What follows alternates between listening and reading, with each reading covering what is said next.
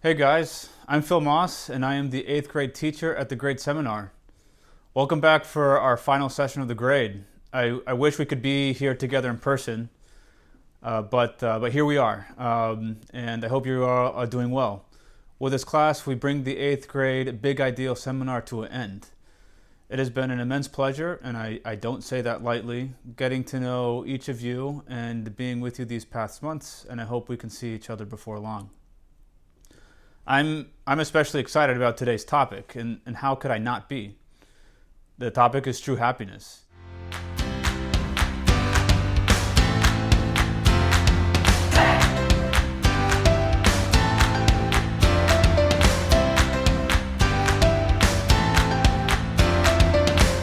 Is there anyone who is not excited about attaining true happiness? But let me begin with a question. And I want each of you to think of an answer that is applicable to each of these scenarios. So first, last month we heard from a Navy SEAL. Ask yourselves, why do Navy SEALs subject themselves to such intense training? Another scenario. Why do you go to school every day? Why do you do your chores? Why do you do your homework? Why do you practice soccer? Why do you play baseball? Why lift weights? Why do you visit your friends? Another question. Why has your mentor been encouraging you to fulfill your goals of waking up at a set time? Is he just a discipline enthusiast, or is there something more to that? Those goals of being more generous with your sisters, of eating with manners. Why do I eat 3 meals a day or more? Why do I clean up after those 3 meals? Okay, this question might seem a little bit random, but here we go. Why do robbers rob the banks? In other words, what we're trying to ask here is, why do I do what I do? Every great philosopher has studied this and tried to provide for an answer. And ultimately, each person, as they go about their life, they are also trying to find an answer to this question. Many great writers write about it, and every thoughtful person thinks about it. The answer, a good answer, was given many centuries ago by Aristotle. Why do I do what I do? To be happy. Yes, even the robber robbing the bank does so because he thinks it's going to make him happy. When we observe why people do what we do, we see the following. Everything we do, every action we take, is ordered to our happiness. Happiness is that which everyone seeks all the time. I dare you to find an example where this isn't true, where happiness is not the reason for your behavior. When you ask someone, why did you do this? The answer is always going to be because I want to be happy. So take, for instance, the movie Master and Commander. So a few of us saw this movie towards the beginning of the year.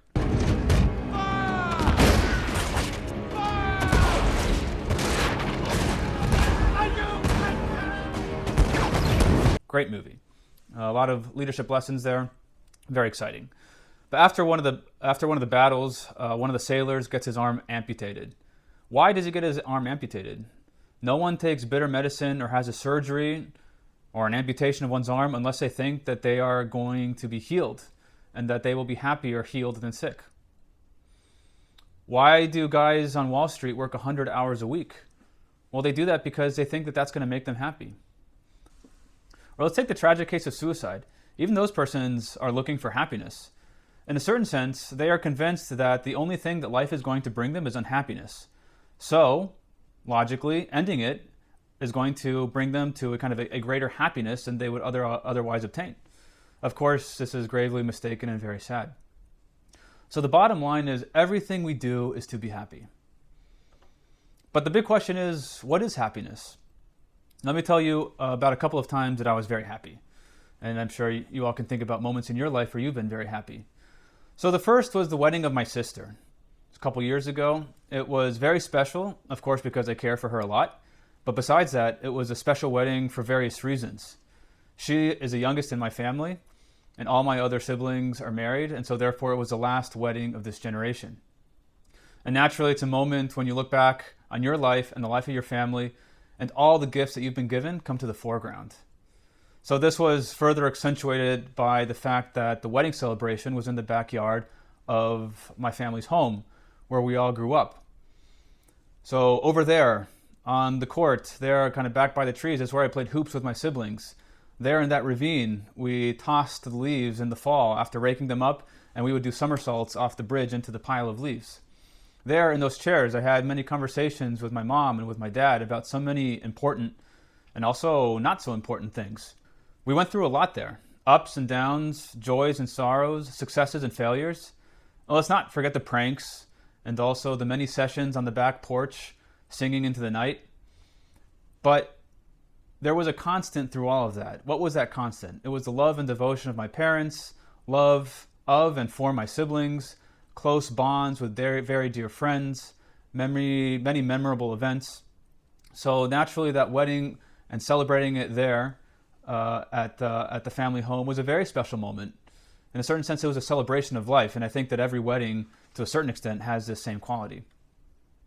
Okay, so that was the first instance. Now here's another time that I was also very happy. So I was with a group of volunteers in Chicago, and we went to a baseball game. We went to go see the Chicago White Sox play, and it was a ton of fun. It was fun for a lot of reasons, but one thing stands out: cotton candy. You might be thinking, what? Cotton candy? And I say, yes, cotton candy. I love cotton candy. And at least at that baseball game, it had been a long time since I had had some. And there I was watching the baseball game. I think it was against the Dodgers. And with my cotton candy, I was on cloud 9. And sometimes I think that clouds in heaven, if there are clouds, might be made of cotton candy. I'll be very pleased if, God willing, I make it there. Okay, well, hold up a second. Are we really putting my sister's wedding on the same plane as cotton candy? And that's the point. Absolutely not. Clearly, that wedding captures something much more substantial about happiness. Infinite tubs of cotton candy will not make you happy. If you were to look for happiness in cotton candy, you would meet disappointment. Trust me, I know. But maybe for you, it's something else. Maybe it's not cotton candy. But quite often, we seek happiness in things that are superficial or insubstantial, or they're really not going to make us happy. My comfort, my entertainment, my likes. We can think about whether or not I get upset when I can't play my video game, or when I don't get my movie, or when my homework is difficult. We think about my needs, my projects. When I drove out to New Jersey on several occasions this past year, there was a place that at times I would go by, and it amuses me. But actually, it's probably more the name of the place that amuses me. And honestly, I find it kind of unfortunate. But maybe you've seen it before. It's by the Giants Stadium. There is a complex. From the highway, its dimensions impress. It is massive. Indoor skiing, roller coaster, shops, dining, etc. Is this a mall or a theme park? Turns out, both. I'm sure you can have a lot of fun there, and maybe we'll go there sometime. But the thing that gets to me is the place's name. There you see, on a big sign, you can see it from the highway, it says American Dream. American Dream? Is that what we call happiness? Is that where we are going to find happiness? So here's the key point. Each of us needs to have a clear understanding of what makes a person happy. This is the big question of your life. What will make me happy? If you do not have an answer, you don't really know how to direct your life and what choices to make.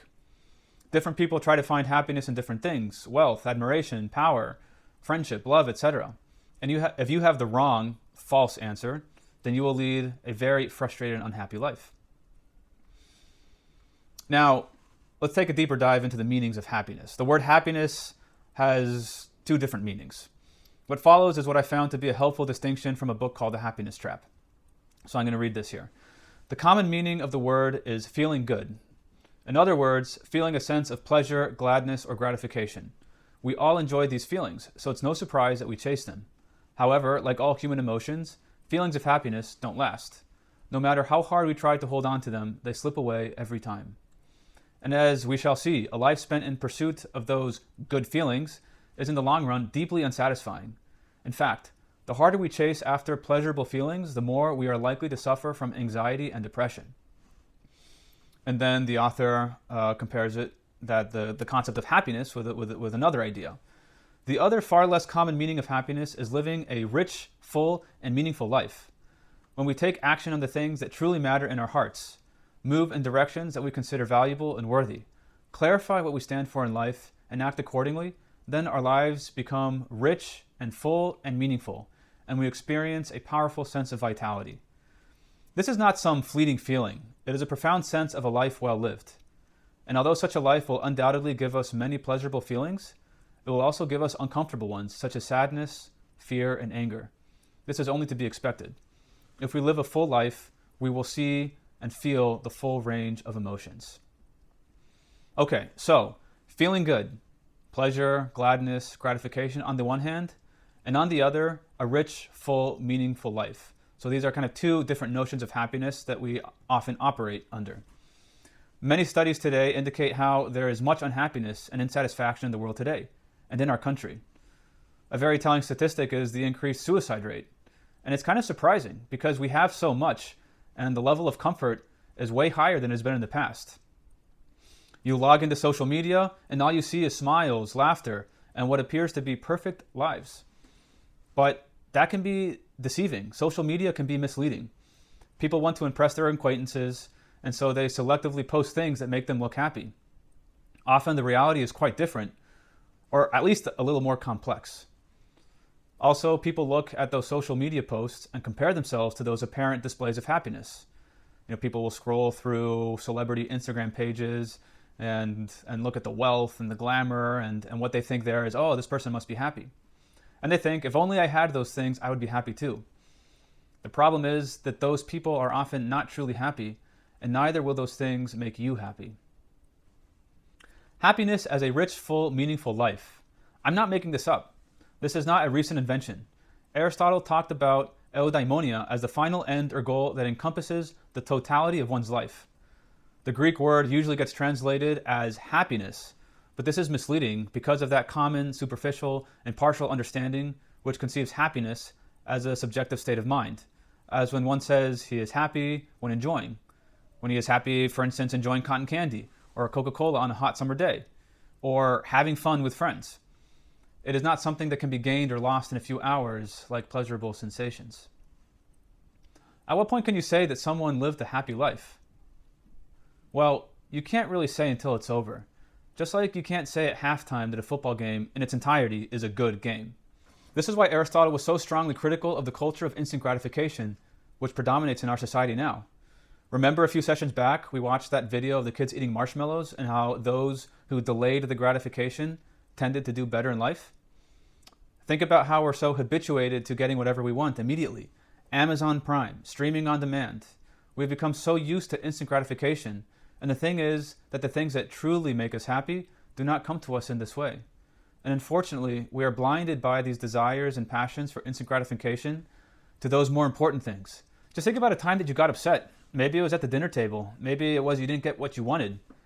But in that moment, you failed to take into consideration the more important things in life. Your mother's love for you, your family's love for you present in that meal.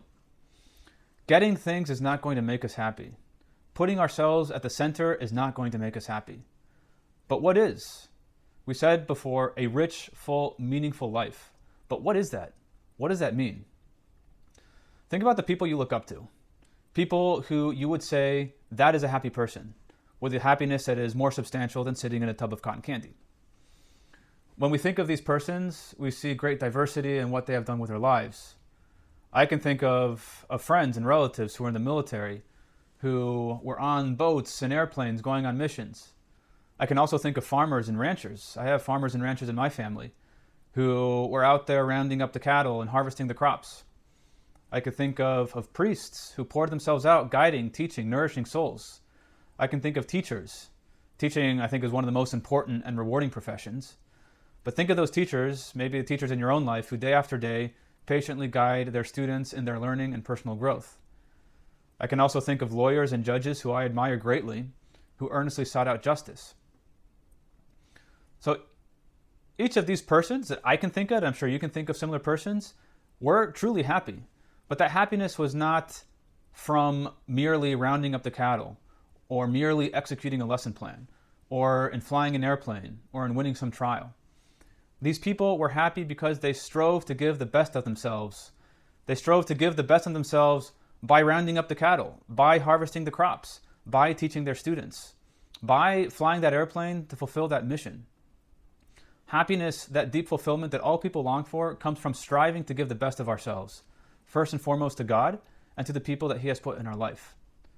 Now, why is this the case? Let's put it this way. A rich, full, meaningful life is a true life. Now, what does that mean? A true life is one that it is in accord with its nature, with its purpose. Let me try to illustrate this with an example that I came across recently. So take a chair. Maybe you're sitting in a chair right now. A marvelous invention. Take your classic chair, back, seat, 4 legs. What would happen if that chair had intelligence and decided that instead of resting on its 4 legs, it preferred to be upside down with the 4 legs in the air? Well, if you were to approach such a chair, you would strongly advise other persons to not use it as a chair, because otherwise they would be in for a very unpleasant experience. But that chair wouldn't be completely useless. You could certainly do something with it, like hanging coats from the legs sticking up in the air. But at the end of the day, you might call it a chair because that is what it is, but you would call it a chair with certain reluctance and disappointment because that chair was not being true to its nature and purpose. So we too have a nature and purpose. And our happiness is going to come from living in accord with it. We were created in the image and likeness of God, and God is He who gives Himself without measure, and He who is happy without measure. And that's not an accidental quality of God. That is who He is. He is love, and He is perfectly happy, and He made us to be like Him. Therefore, in our case, if we are to be happy, it will be because we give ourselves. And the more we give, the happier we will be. When we open up the Gospels, this is what we find in the life of Jesus Christ, who is our model. And notice, happiness is not something you get like something from a soda machine. Like you just go up to the soda machine, you throw in the quarters, you hit the right button, and out it comes. And you crack open a can of Coca Happiness. The odd thing is that happiness is given to us without our looking for it, because we have shifted our attention from ourselves to others. To who have we shifted our attention to? To our mother, to our father, to our siblings, to our friends, to our peers, to our country, to our community, ultimately to God. So we shift our attention from ourselves to God and others. This is a life of self-gift. Remember that fellow who we talked about last month, Mr. Vanderwoody, that father who, after a beautiful life of cheerful service, gave his life to save his son, who had fallen into the septic tank. You might say, hey, but if he died, how is he going to be happy? Well, I think you know what we're getting at here. The answer is eternal happiness. Eternal happiness is ultimately what we are shooting for. And we're going to be happy in this life insofar as we make eternal happiness our goal. St. Josemaria would say that eternal happiness is for those who know how to be happy here on earth. So eternal happiness is our end.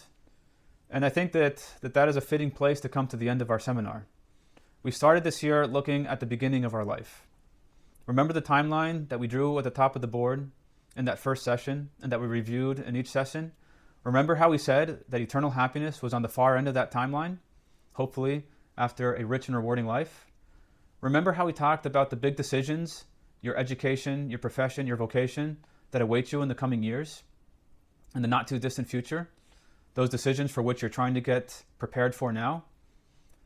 And how those decisions will serve as a foundation to how you will live out your call to happiness? So over the course of these months, we have been trying to firmly establish and to give a deep foundation to those 4 pillars of the grade. Those 4 pillars that are a key to a happy life. So I invite you to say them with me now for one last time. Fatherhood, friendship, professional life, citizenship. These are simply ways in which that self-gift will materialize. In a certain sense, they're channels that connect your heart to the hearts of other people, to the hearts of the people that God has placed in your life.